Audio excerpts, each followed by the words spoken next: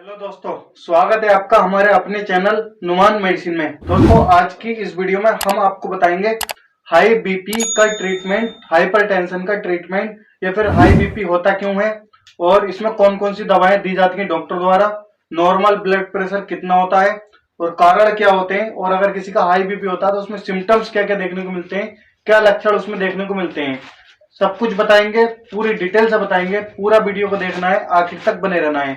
तो दोस्तों, high BP, जो हाई बीपी को बोलते हैं हाइपरटेंशन, हाइपरटेंशन भी हो जाता है। हाइपरटेंशन किसी और वीडियो में हम आपको बताएंगे, नेक्स्ट वीडियो में। फिलहाल हम बात कर रहे हैं हाइपरटेंशन की, हाई बीपी की। तो हमारी बॉडी में जब जो हार्ट जो होता है, अपना दिल जो होता है, वो ब्लड को पंप करता है। तो पंप करने के बाद में ब्लड जो वेसल्स होती हैं, ब्लड वेसल्स में जितनी स्पीड से ब्लड दौड़ता है, ब्लड जाता है, उसको बोलते हैं प्रेशर। तो उसी को बोलते हैं ब्लड प्रेशर। अब मान लो अगर किसी की बॉडी में जो उसका हार्ट जो एकदम से तेजी से ब्लड फ्लो करता है, तेजी से जाता है, तो प्रेशर बनता है, हाई प्रेशर बनता है, तो उसको बोलते हैं हाई ब्लड प्रेशर। अब नॉर्मल की बात करते हैं कि नॉर्मल कितना होता है ब्लड प्रेशर दोस्तों।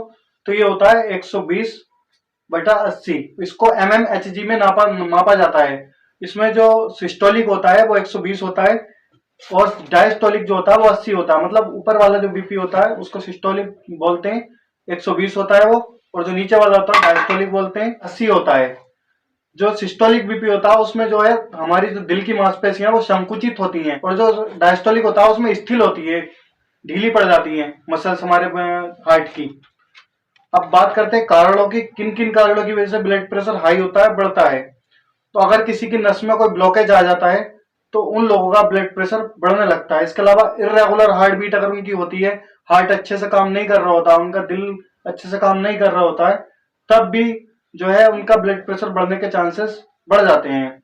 इसके अलावा किसी को कोलेस्ट्रॉल की प्रॉब्लम है, उनकी बोल सकते हैं कि उनकी खून के अंदर चर्बी जमा है, तो नसों में जब कोलेस्ट्रॉल जम जाता है तो वहां पर जो ब्लड जो प्रेशर से निकलता है, उस कंडीशन में भी हाई बीपी की प्रॉब्लम रहने लगती है, ब्लड प्रेशर हाई होने लगता है।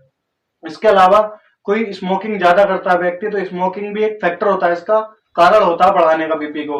और कुछ एज रिलेटेड, जैसा कोई मान लो 50-60 साल से ऊपर जाता है तो उनका भी किसी किसी का बीपी बढ़ने लगता है, उस दबाव की वजह से भी बढ़ने लगता है। जैसे बहुत सारी दवाएं होती हैं, उनको लेने की वजह से भी बीपी बढ़ने लगता है, ब्लड प्रेशर बढ़ने लगता है। अब सिम्टम्स की बात करते हैं। अगर किसी का ब्लड प्रेशर बढ़ता है तो उनको क्या क्या सिम्टम्स आते हैं, क्या क्या दिक्कतें उनको देखने को मिलती हैं। तो उनको दोस्तों हेडेक होगा, ज्यादा हेडेक होगा। इसके अलावा घबराहट होगी। इसके अलावा उनके नाक वाक से ब्लीडिंग वगैरह भी हो सकती है, ब्लड भी आ सकता है। हाथ पैरों में उनके सूजन हो सकती है, बॉडी पर स्वेलिंग हो सकती है, सूजन हो सकती है, और बहुत ज्यादा पसीना आएगा। ठंडी के टाइम पे भी पसीना आएगा। हार्ट बीट उनकी रेगुलर हो जाएगी, ये फिर सांस लेने में उनको दिक्कत हो सकती है। ये कुछ दिक्कतें देखने को मिलती हैं अगर किसी का ब्लड प्रेशर हाई होता है, बढ़ता है तो। अब बात करते हैं कि डॉक्टर द्वारा क्या क्या इलाज दिए जाते हैं, क्या क्या ट्रीटमेंट डॉक्टर द्वारा दिया जाता है दोस्तों। इसमें इलाज जो है डिपेंड करता है मरीज की कंडीशन पे। मान लो किसी का हाई बीपी है, ज्यादा बीपी हाई है, तो उसको उस हिसाब से ट्रीट किया जाता है। किसी का कम है तो उसको उस हिसाब से ट्रीट किया जाता है। तो ज्यादातर जो है वो पेशेंट की कंडीशन पर डिपेंड करता है, जो कंडीशन कितनी खराब है उसकी। फिर भी जो जनरली ज्यादातर जो दी जाने वाली दवाएं हैं उसकी बात करें हम, तो दोस्तों सबसे ज्यादा एम्लोडिपिन टैबलेट आती है, एम्लोडिपिन ये दी जाती है। इसके अलावा जो एम्लोकाइंड 80 नाम से आती है एक टैबलेट, तो उसके अंदर एम्लोडिपिन और एटिनोलोल दोनों साल्ट होते हैं एक टैबलेट के अंदर, तो उसको भी काफी ज्यादा दिया जाता है डॉक्टर द्वारा। एम्लोडिपिन जो होती है कैल्शियम चैनल ब्लॉकर होती है दोस्तों, कैल्शियम चैनल ब्लॉकर कैटेगरी की वो दवा होती है। इसके अलावा कुछ एस इनहिबिटर दवाइयां भी दी जाती हैं, एंजियोटेंसिन कन्वर्टिंग एंजाइम इनहिबिटर जो दवाइयां होती हैं, जिसमें लोजार्टन आता है, टेलमिसार्टन आता है, ये दवाएं भी दी जाती हैं।